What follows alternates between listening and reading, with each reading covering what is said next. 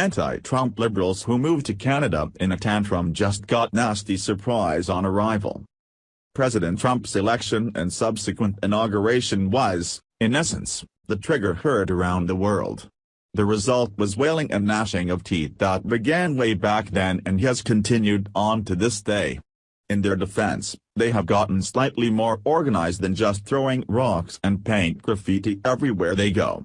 They've now started to call themselves the Resistance and are resisting everything that might be related to President Trump, no matter how beneficial to the country.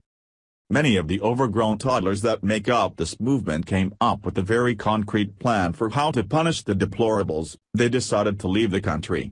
Oh, horror of horrors, how will we ever survive without the gender-ambiguous social justice warriors telling us what we can and can't say? Our highly offended countrymen, and countrywoman and country gender confused, wanted to flee to the north, where they assumed that the socialists already in practicing in Canada would welcome them with open arms. They were in for a horrible surprise when they arrived though. Apparently, just like we've been trying to tell them, socialism isn't all it's cracked up to be. Apparently, up to there, you actually have to contribute to society, and there's no box for social justice warrior government dependent on the application for citizenship in Canada. Vie louder with Crowther.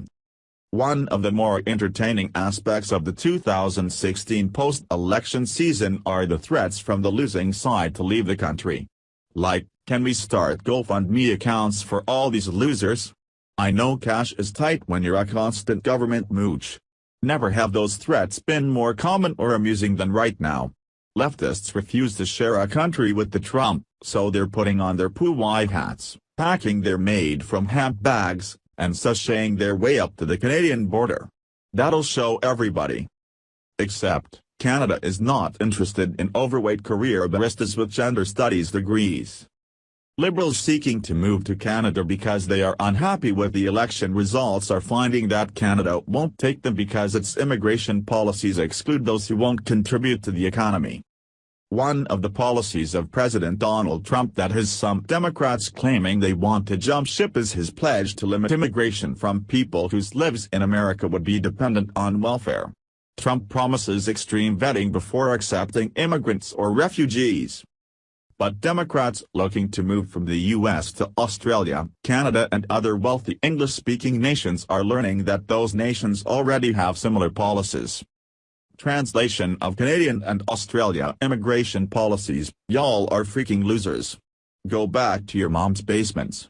You're America's problem, not ours. Also, take showers. We can smell you from here. Use real soap. Not the superior feels from which you derive your elitist attitudes. Well, that's what Canada and Australia would say if they weren't also imprisoned by politically correct rhetoric. Fortunately, I'm not burdened with such problems. Of course, while it's funny that Canada has rejected the rejects, they are still here. In America. Wearing vaginal hats. Opening their mouths to allow the free flow of unending stupid to come spewing out. Here's looking at you, Ashley Judd. Oh well.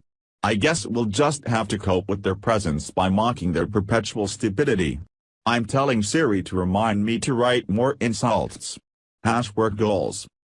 To see the look on these leftists' faces as they're denied immigration would be better than Christmas, though.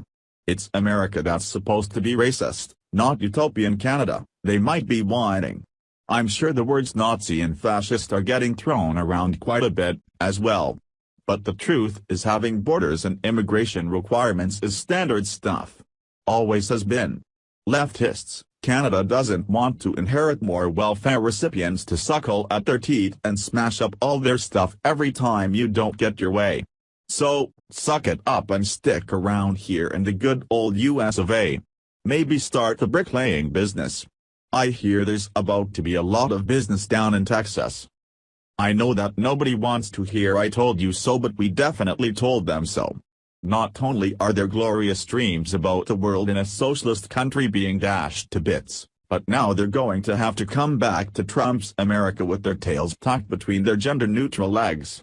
I know that's not something you wanted to hear, but we didn't want to hear about nasty women, so I guess we're even. No matter how much you bash the system of government here in the United States, it's still one that allows people to basically do what they want when they want. A country that is all for one and one for all, like Canada, has to regulate the actions of the one for the benefit of the all. That's the thing about socialism, they've got to keep the correct balance of overachievers and moochers, otherwise, nobody will get to eat. The United States may not have been far away from that if someone like Obama had stayed in office, but the capitalistic mind of President Trump should ensure that generations to come can mooch off of their parents and the government without fear of forced labor, and that millions more will try to break the law to enter. Because we're awesome, and apparently everybody but the liberals know it. Thanks for watching. Please subscribe Breaking News 365 channel. Goodbye and see you again.